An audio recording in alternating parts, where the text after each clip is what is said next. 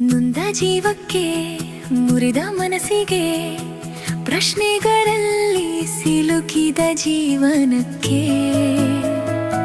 ಬೆಳಕಿಗಾಗಿ ಅಲೆಯುವ ಹೃದಯಕ್ಕೆ ಸತ್ಯವೇದದಿಂದ ಹೃದಯಕ್ಕೆ ಒಂದು ಮಾತು. ಆತ್ಮೀಯರೇ, ಮತ್ತೊಮ್ಮೆ ಹೃದಯಕ್ಕೊಂದು ಮಾತು ಕಾರ್ಯಕ್ರಮಕ್ಕೆ ಸ್ವಾಗತ. ಪ್ರಿಯರೇ, ಇಂದು ನಾವು ನೋಡ್ಲಿಕ್ಕಿರುವಂಥದ್ದು ಆದಿಕಾಂಡ 41ನೇ ಅಧ್ಯಾಯ ವಚನಗಳು 37ರಿಂದ 57. ನಿನ್ನೆ ನಾವು ಯೋಸೇಫನು ಫರೋಹನ ಕನಸುಗಳನ್ನು ವಿವರಿಸಿದ ಕ್ಷಣವನ್ನ ನೋಡಿದ್ದೇವೆ.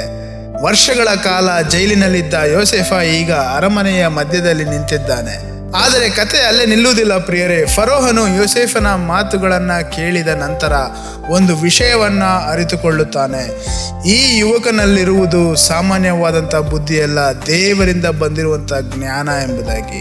ಆದುದರಿಂದ ಫರೋಹನು ತನ್ನ ಸೇವಕರ ಕಡೆ ತಿರುಗಿ ಹೇಳುತ್ತಾನೆ, ದೇವರ ಆತ್ಮ ಇರುವ ಇಂಥವನನ್ನ ನಾವು ಇನ್ನೆಲ್ಲಿ ಹುಡುಕಬಹುದು ಎಂಬುದಾಗಿ. ಅದಾದ ನಂತರ ಒಂದು ಅಸಾಧಾರಣವಾದಂಥ ಘಟನೆ ನಡೆಯುತ್ತದೆ ಪ್ರಿಯರೇ. ಒಂದೇ ದಿನದಲ್ಲಿ ಯೋಸೇಫನ ಜೀವನ ಸಂಪೂರ್ಣ ಬದಲಾಗುತ್ತದೆ.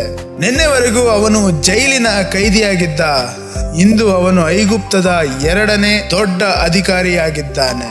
ಫರೋಹನು ತನ್ನ ಉಂಗುರವನ್ನ ಯೋಸೇಫನ ಕೈಗೆ ಹಾಕುತ್ತಾನೆ, ಅವನಿಗೆ ಹೊಸ ಉಡುಪು ಕೊಡುತ್ತಾನೆ, ರಾಜರ ರಥದಲ್ಲಿ ಅವನನ್ನ ಕೂರಿಸುತ್ತಾನೆ. ಜನರು ಅವನ ಮುಂದೆ ನಮಸ್ಕರಿಸಲು ಆರಂಭಿಸುತ್ತಾರೆ. ಪ್ರಿಯರೇ, ಇಲ್ಲಿ ಒಂದು ಆಳವಾದಂಥ ಸತ್ಯ ಇದೆ. ದೇವರು ಸಮಯ ಬಂದಾಗ ಜೀವನವನ್ನ ಕ್ಷಣದಲ್ಲೇ ತಿರುಗಿಸಬಲ್ಲನು. ಆದರೆ ಗಮನಿಸಿ, ಯೋಸೇಫ ಅಧಿಕಾರವನ್ನ ಕೇವಲ ಗೌರವಕ್ಕಾಗಿ ಪಡೆಯಲಿಲ್ಲ, ಜವಾಬ್ದಾರಿಗಾಗಿ ಪಡೆದನು. ಇದೀಗ ಅವನ ಕೆಲಸ ದೇಶವನ್ನ ಬರದಿಂದ ಉಳಿಸುವುದು. ಮುಂದಿನ 7 ವರ್ಷಗಳಲ್ಲಿ ದೇಶದಲ್ಲಿ ಅಪಾರವಾದಂಥ ಬೆಳೆ ಬರುತ್ತದೆ. ಯೋಸೇಫ ಪ್ರತಿಯೊಂದು ನಗರದಲ್ಲೂ ಆಹಾರ ಸಂಗ್ರಹ ಮಾಡಿಸುತ್ತಾನೆ. ಜನರು ಸಮೃದ್ಧಿಯಲ್ಲಿ ಖುಷಿ ಪಡುತ್ತಿದ್ದರು. ಯೋಸೇಫ ಭವಿಷ್ಯವನ್ನ ಯೋಚಿಸುತ್ತಿದ್ದಾನೆ. ಇಲ್ಲಿ ನಾವು ಒಂದು ಪ್ರಮುಖವಾಗಿರುವಂತಹ ಪಾಠವನ್ನ ನೋಡುತ್ತೇವೆ ಪ್ರಿಯರೇ. ಒಳ್ಳೆಯ ಸಮಯದಲ್ಲಿ ಭವಿಷ್ಯಕ್ಕೆ ಸಿದ್ಧತೆ ಮಾಡಿಕೊಳ್ಳಬೇಕು.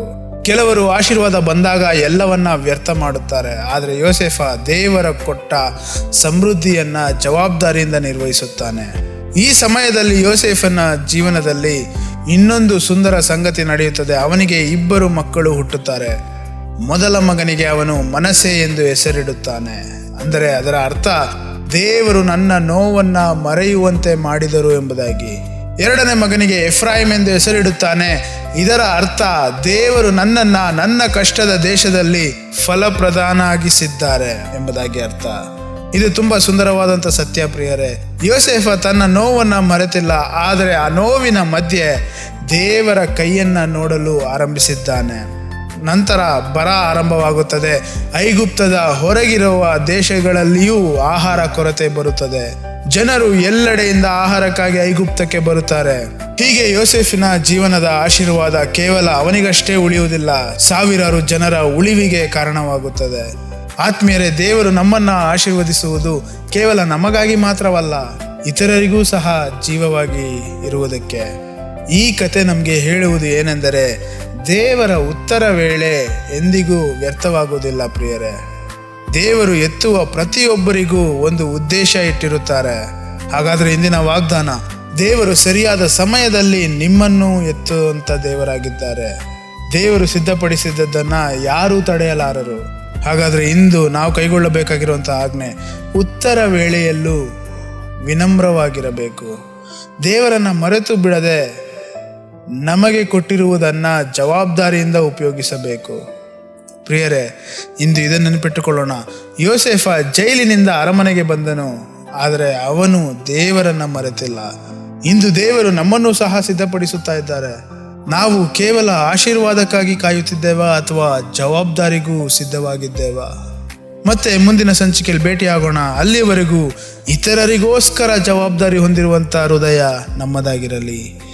ಆಮೇನ್. ನೊಂದ ಜೀವಕ್ಕೆ ಮುರಿದ ಮನಸ್ಸಿಗೆ ಬೆಳಕನ್ನು ಹುಡುಕುವ ಹೃದಯಕ್ಕೆ ಸತ್ಯವೇದದಿಂದ